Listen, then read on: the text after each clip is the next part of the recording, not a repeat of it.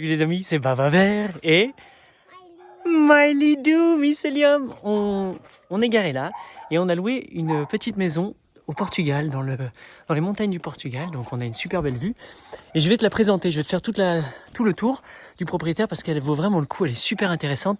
Et je vais te montrer ce qu'on peut voir, ce qu'on peut imaginer. Et voilà. Donc, déjà, ce que j'aime au Portugal, c'est beaucoup de pierres comme ça.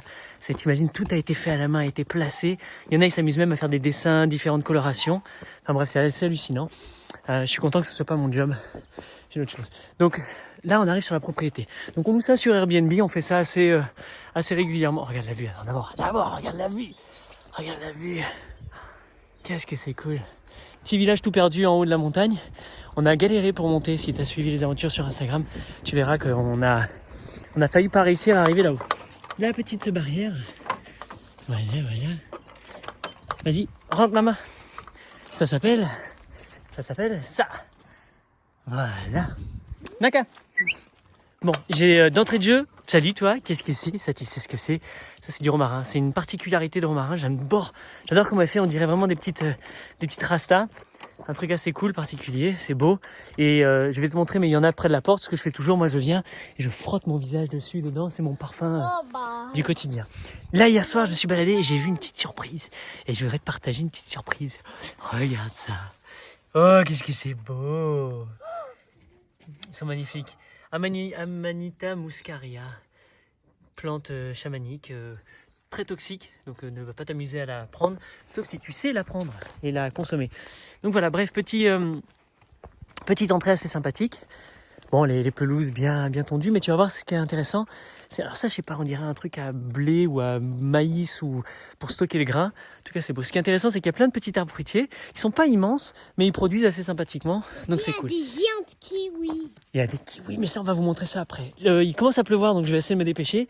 C'est juste pour te montrer un petit peu l'agencement. Voilà, je voulais te montrer quelques plantes. Regarde ça. Ils sont vraiment Regarde, qu'est-ce que c'est beau. Qu'est-ce que c'est beau.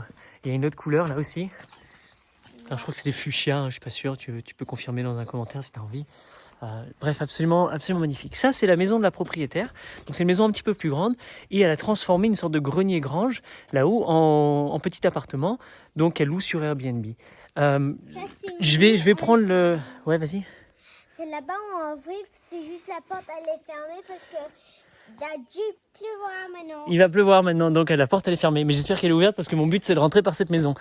L'idée c'est de te montrer un peu une configuration de maison que tu aurais pu acheter par exemple et comment y vivre à plusieurs si c'était ton souhait ou si tu as des enfants qui sont grands ou meilleurs copains ou une grand-mère ou une maman ou des parents qui ont besoin de vivre à côté. Des petits garages, des trucs, je sais pas trop.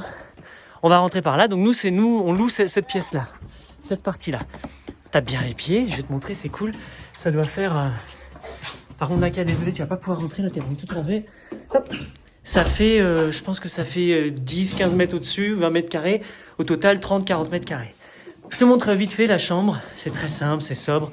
Un double lit, une salle de bain sympathique. Il y a un lit double ici. Et là, le lit de Miley, elle se met là. Et ce qu'on aime beaucoup, nous, c'est ça. C'est tadam, t'as une petite terrasse, tranquille. Ça, c'est magnet. Voilà, ça c'est cool, c'est une petite astuce pour les moustiques, les bestioles, les mouches qui rentrent. C'est un truc, c'est aimanté. Hop, ça se ferme tout seul. Qu'est-ce que c'est cool. Voilà la vue de la terrasse. Je te laisse apprécier. Tu peux voir notre camping-car. Tu peux voir notre camping-car, effectivement. Donc voilà, je t'imagine assis là, toi et moi, on est là, on est tranquille. On est là, oh la vie elle est belle, et on se boit un café, on papote, on philosophe. On dit que la vie est belle. Allez, hop. Je vais vous montrer que On va fermer tout ça. Hop, je vais pas prendre trop de temps de caméra. Là, c'est un escalier. Alors, si c'est ta grand-mère ou ta maman qui est assez âgée, bah, c'est pas le top du top. Mais pour nous, des jeunes gens en pleine forme, c'est assez facile à descendre. En tout cas, ce qui est intéressant, c'est que, je vais te le montrer d'en bas, c'est que, oh bonjour, oh, maman qui travaille. C'est que, tu vois bien la différence, que ça, c'était une grange en bas. Et ça n'avait rien à voir, c'était déconnecté. Donc, ils ont fait un trou. Ils ont réussi à caler un escalier en colimaçon juste dans le petit coin. En dessous, tu as le feu qui vient chauffer. Là, tu as un lit qui se déplie, mais on ne le déplie pas. On est tranquille, bref, tu vois, ça prend pas beaucoup d'espace. Nous, honnêtement, c'est tout ce qu'il nous faut pour être vraiment heureux. Ça nous dérange pas de vivre à 3 au-dessus. Des toilettes ici, une petite cuisine, un truc très simple. Il en faut très peu pour être heureux, effectivement. On continue. Je te montre parce que ça va être intéressant la balade. Hop. Et là, on arrive sur la cour, une des cours centrales. Ça, c'est la maison que je t'avais montrée tout à l'heure. Donc, eux, ils ont la véranda, etc. Donc, imaginons que là, il y a une famille qui habite ou une colocation, plusieurs personnes. Toi, tu arrives dans cette maison-là et tu es complètement indépendant. C'est-à-dire que tu as tout ce qu'il te faut et vous partagez une cour commune. Et ce que j'aime bien, moi, dans le partage commun, tiens, j'en profite. Au Portugal, j'ai vu ça souvent, c'est mettre des chaînes pour que l'écoulement de l'eau se fasse mieux dans les... Donc, c'est assez sympathique. C'est une sorte de pièce commune, une sorte de salon commun, salle de réunion, salle de jeu, salle de ce que tu veux. Bon, nous, on a rapporté tous nos légumes. Regardez, c'est ceux-là que j'ai chopé chez des paysans.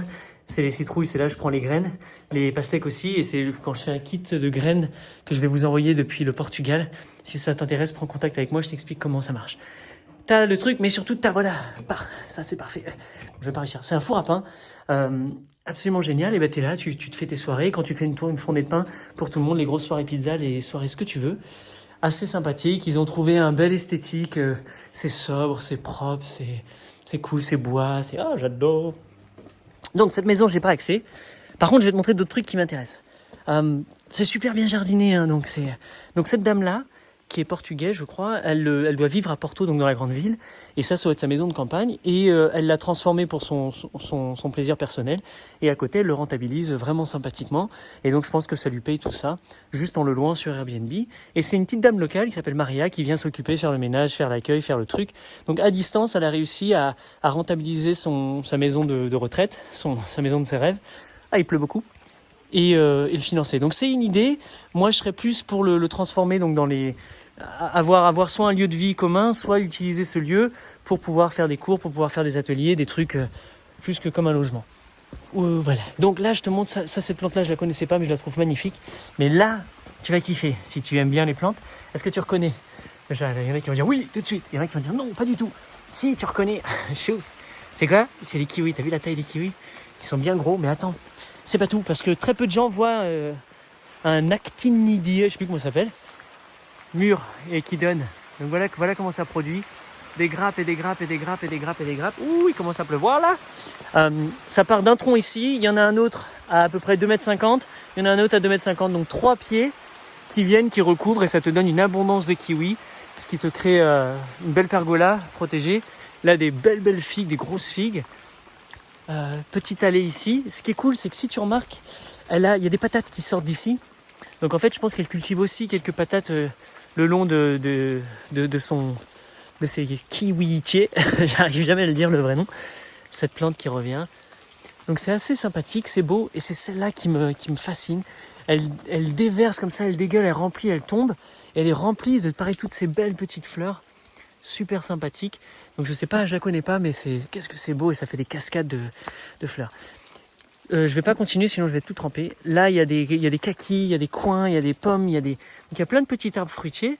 Tu vois, sur une pelouse classique, hein, ils ont juste mis un petit arbre fruitier là. Et ça, j'en vois partout. Des espaces comme ça de pelouse, tu sais, juste tranquille, t'as ton chien, il vient faire caca, tes enfants ils jouent dessus. Mais au même moment, pourquoi pas planter un arbre fruitier qui peut-être, ça va prendre 5 ans, 10 ans, 15 ans, mais une fois que c'est planté, ça te donnera plein de fruits magnifiques. Et sinon, voilà, des couleurs, des changements de couleurs aux saisons, de la vie. Et peut-être que oui, ça va te gêner de devoir ramasser les feuilles, etc. Mais au final, qu'est-ce que ça fait du sens d'avoir une profusion d'alimentation. Je te parlais tout à l'heure du romarin. C'est ça que j'aime bien, le romarin, j'en plante tout le temps, et de la sauge aussi, tout le temps devant mes sorties, parce que dès que tu sors, tu as ce bouquet, tu viens frotter, tu te mets dessus, c'est absolument cool. Donc voilà le genre d'idée que tu peux avoir de maisons à partager, à retaper. Il y en a plein au Portugal, des petites maisons comme ça qui sont vides, qui sont abandonnées, qui sont à vendre. En France, il y en a partout dans le monde, hein, des maisons comme ça. Et si c'est un gros projet pour toi, pourquoi pas le prendre à plusieurs et vous dire, venez faire ça. Et cette dame-là, elle aurait pu faire une sorte de résidence secondaire et partager, tu sais. Vous avez chacun des week-ends ou des semaines ou des mois par an pour venir le faire. Mais voilà, je trouve ça assez sympathique comme formule, comme format aussi, où tu vois, tu as la cour centrale où on vient jouer, on vient rigoler. Et chacun a son côté privé avec des choses mutualisées pour faire du sens. Donc, et puis ça remonte aussi là-haut pour peut-être plus de potager, plus de jardin. Mais juste là, au lieu de mettre des rosiers, tu peux cultiver... Au Portugal, ils cultivent énormément de choux. Donc, il y a plein de choux partout. Et tu as de l'espace partout. Tu vois, elle met des pots, des fleurs dans les pots. Tu peux mettre ce que tu veux. Tu peux cultiver ta nourriture en abondance. Donc, voilà, une petite idée de lieu. Nous, l'avantage, c'est qu'on le loue. Donc c'est comme si on vivait là pendant X temps. D'ailleurs tout au fond là-bas, tu vois pas, mais il y a une cascade, c'est magnifique. Grosse cascade qui coule le long de la vallée. On ira se balader. Mais en le louant comme ça, tu vois, en venant se faire des breaks de 8 jours, 10 jours. Parce que là j'ai un cours en ligne à suivre et à donner. Donc j'ai envie de me poser, il pleut, c'est la galère un petit peu en camping-car. Donc on vient, on a un bon internet, on peut se brancher, on peut vraiment avoir toute l'attention qui est là, ça nous fait du bien, on se lave, on recharge les batteries, on fait notre linge, on fait tous ces trucs-là et on repartira sur la route. Et en voyageant autour du monde, depuis que Airbnb est vraiment bien lancé, et ben j'arrive comme ça à louer des petites maisonnettes dans des endroits assez atypiques et je trouve ça super cool. Avant c'était souvent soit j'étais chez les particuliers. La difficulté que j'avais avec en vivant chez les gens, c'est que je suis chez eux, alors que là c'est comme si j'étais chez moi. Oui, ça me coûte beaucoup plus cher, mais ce prix de cette liberté, ce confort et de pouvoir travailler justement en voyage, ça me permet moi de continuer, de nous faire des beaux breaks et de vivre ça. Et là, au moment où je te dis ça, je sais pas si tu vas voir, je voudrais finir sur ça, il y a un super beau arc-en-ciel qui traverse là-bas. Donc voilà, c'est la fin. Je te souhaite de passer de beaux moments, de découvrir de beaux lieux comme ça. Si tu en trouves des beaux lieux, des belles maisons, des belles idées, filme pour inspirer les autres, pour dire que c'est possible, que ça existe. Et ça nous donne matière à créer, matière à innover, matière à penser, matière à se dire oui, c'est possible, oui, pourquoi pas. Et peut-être que là, vous êtes plusieurs à vous dire venez, on s'associe, on achète une belle maison comme ça et on transforme ça en lieu de vie magnifique et on fait une petite boulangerie artisanale et on fait ci, on fait ça et vive la vie, quoi. Voilà, c'était la fin. Ciao, bisous.